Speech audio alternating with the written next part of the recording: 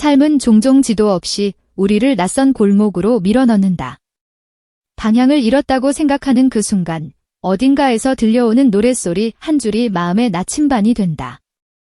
조용하지만 날카롭게, 따뜻하지만 강력하게 올해의 밤 공기를 흔들어 놓은 예능이 바로 길치라도 괜찮아다. 이 프로그램은 여행을 다루지만 단순한 정보 프로그램이 아니다. 무대 위에서 빛나던 세 남자 박지현과 손태진, 그리고 김용빈이 무대 밖에서 길을 잃고 실수하고 서로를 챙기며 서툰 미소를 나누는 과정을 솔직하게 보여준다. 그리고 그 솔직함이 지금 대한민국 안방을 사로잡았다. 눈에 보이는 스코어보드가 없어도 모두가 안다. 이건 흥행이다. 조용한 바람처럼 시작됐지만 곧 높은 파도로 바뀔 것이라는 사실을. 첫 회의 첫 장면부터 다르다. 화려한 오프닝 대신 공항의 소음, 낯선 안내 방송, 잘 들리지 않는 인포메이션 데스크의 목소리, 그리고 세 사람이 각자 다른 방향을 가리키며 서성이는 뒷모습이 화면을 채운다. 누군가가 말한다. 여행은 출발과 도착 사이의 무수한 선택으로 이어진다. 그 한 문장이 프로그램 전체를 관통하는 주제가 된다. 목표를 향해 직선으로 달리지 못하는 이들의 발걸음이 허술해서가 아니라 그 허술함 덕분에 더 멀리 가게 되는 이야기. 이 모든 것이 화려한 자막 대신 숨을 고르는 편집과 살아있는 현장음으로 세밀하게 그려진다. 보는 이들은 어느새 깨닫는다. 길치라도 괜찮아라는 말은 단지 세 사람에게만 건네는 위로가 아니라 각자의 삶에서 길을 잃어본 모든 사람에게 띄우는 편지라는 것을. 박지현의 첫 장면은 어쩐지 소년의 첫 소풍을 닮았다. 도입부 요정이라는 별명이 무색하게 손에는 구겨진 티켓, 어깨에는 조금 과하게 무거워 보이는 배낭, 눈빛은 새벽별처럼 반짝이지만 길 표지판 앞에서는 어김없이 멈칫한다. 그럼에도 그는 멈춤을 부끄러워하지 않는다. 분주한 공항에서 잠시 걸음을 멈추고 깊게 숨을 들이마신 다음 그는 옆 사람에게 조용히 묻는다. 이 길이 맞나요? 그 목소리에는 예의가 있고 떨림이 있고 상대를 향한 믿음이 있다. 다음 컷에서 박지현은 길을 잘못 들어 좁은 복도를 한 바퀴 돌아 다시 제자리로 오는 자신을 보고 크게 웃는다. 그 웃음은 보는 사람의 경계를 무너뜨린다. 완벽한 음정으로 노래를 여는 남자가 완벽하지 않은 길 위에서 해맑게 웃을 때 우리는 그를 사랑하지 않을 수 없게 된다. 박지현의 여행은 항상 한 박자 느리다. 그는 골목의 기둥에 기대선 선반 위의 엽서를 오래 바라보고 작은 빵집 유리창 너머로 반죽을 치대는 손의 리듬을 오래 듣는다.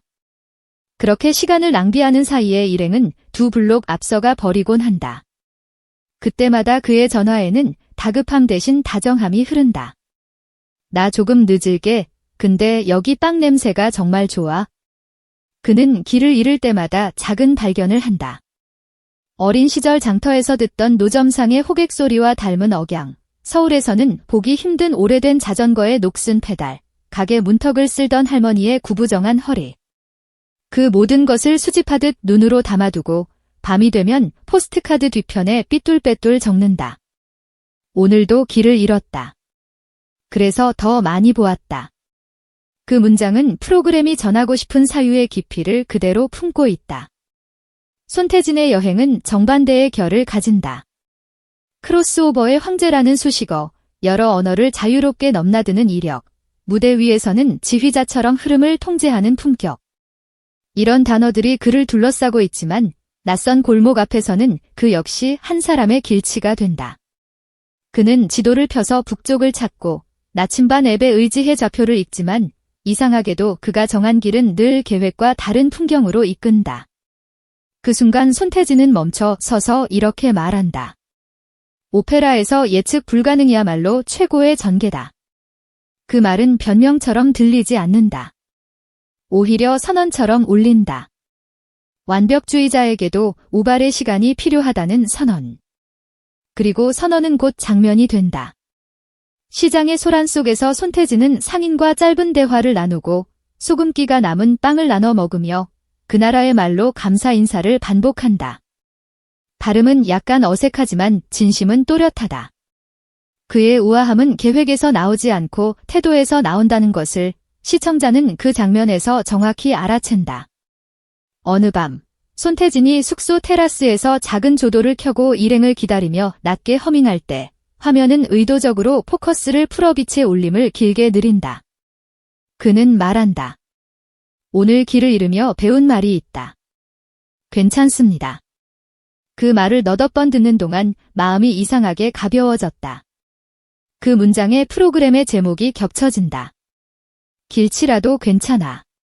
누군가에게 건네면 위로가 되고 스스로에게 들려주면 용기가 되는 말. 손태진은 그 말을 자기 방식으로 해석한다. 우아함은 틀리지 않는 것이 아니라 틀렸을 때 품위를 잃지 않는 것이다. 그 정의는 그의 노래처럼 오래 남는다. 그리고 김용빈. 세 사람 가운데 가장 어린 얼굴의 미소, 가장 솔직한 눈빛, 가장 먼저 웃음을 터뜨리는 체질. 그는 해외여행이 거의 처음이라고 고백한다.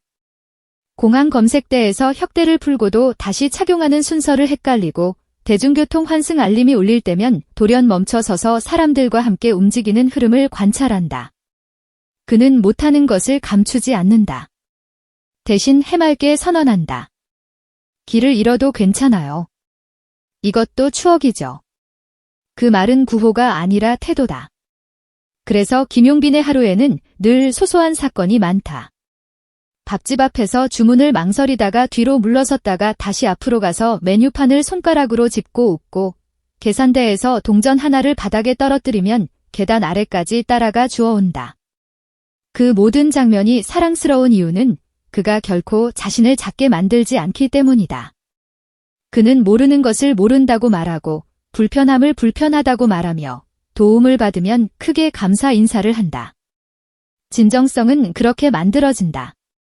어느 골목에서 김용빈은 우연히 버스킹을 하는 현지 청년을 만난다. 대화가 서툰 두 사람은 음을 나눠 갖는다. 청년의 기타는 낯선 화성을, 김용빈의 목소리는 익숙한 선율을 싣는다. 길가에 사람들이 멈춰서고 멀리서 손을 흔드는 아이의 웃음소리가 들린다. 노래가 끝나자 청년은 자신의 모자를 벗어 김용빈에게 씌운다. 세 사람이 함께할 때의 장면은 더 빛난다. 박지현이 길을 헤매면 손태진이 농담을 던지고 손태진이 지도를 뒤집어 들면 김용빈이 박수로 분위기를 바꾼다. 셋이 동시에 길을 잃는 날에는 세상에서 가장 진지한 회의가 열린다. 어디로 갈까? 무엇을 먹을까? 어떻게 돌아갈까? 그 회의는 의외로 잘 굴러간다. 합의와 배려, 양보와 호기심이 그들에 보이지 않는 규칙이다. 누구도 독선적으로 밀어붙이지 않고 누구도 뒤에 남겨두지 않는다.